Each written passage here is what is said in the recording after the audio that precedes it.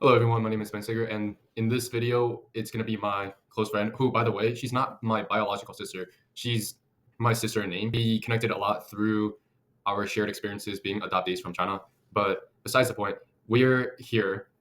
This was also last week Thursday. We were there last week Thursday together, and we filmed our reaction video to other families getting reunited and meeting up with their adoptive children again, their lost children again. I know what I'm talking about. Anyways, as you can see, this is going to be a really rough first reaction video, and yeah, I hope you guys enjoyed it. Thank you.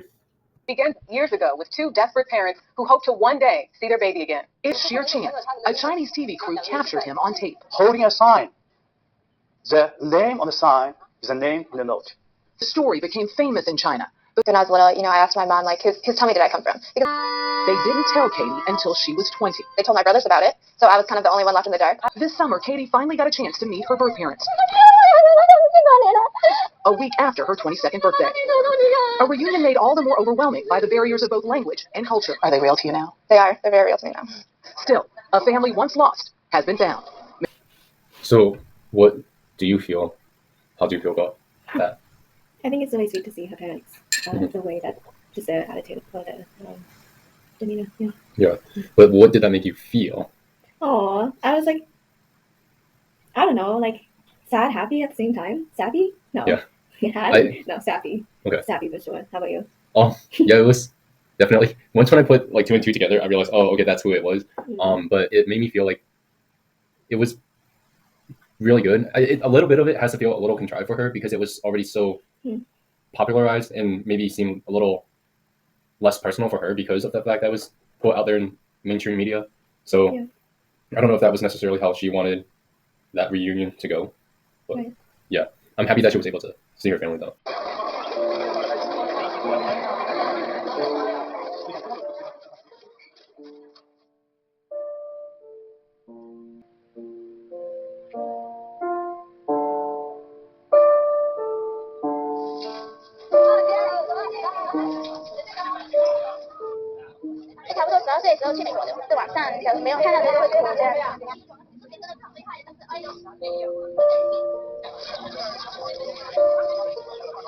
绑雷火从雷不苦的日照，孩子丢了之后，那时候就很伤心，哭过，控制不了自己的情绪。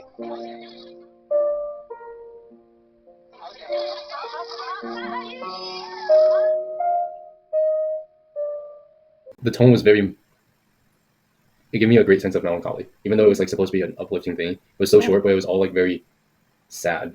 Well, the music. Yeah. Very dramatized, but Right. also to have your daughter just go missing like that. In 2009, I wrote a series of stories for the Los Angeles Times about Chinese baby girls who had been snatched from their families to be adopted abroad. I met a 9-year-old girl whose twin sister was taken away. It took 10 years, but in February of this year, during Chinese New Year, I traveled with the stolen twin and her family back to China. Her name is Esther now. Her twin, Shuangjie, introduced her to members of her birth family, her older sisters and her father, Song Yodong. The baby's aunt, Shohua, used to take care of Esther while her parents were working in the city. One day, when the girl was almost 2 years old, men from local government stormed the house and took her away. They said the family had violated China's one-child policy by having too many babies. They asked for fines amounting to more than $1,000 to return the girl. The family couldn't get the money together in time, and the girl was sent out for adoption. Her adoptive family didn't know anything about this. They were told that she had been found abandoned at the gates of a factory.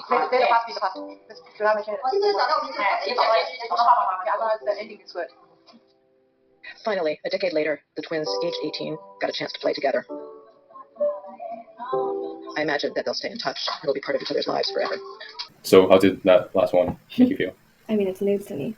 The thought of the babies being taken away by the government, that's news, because I'm one of those ways, like, the adoptive parents were told, oh, she was found here, and blah, blah, blah. But have you seen One Child Policy or One Child Nation by Nan Wangfu?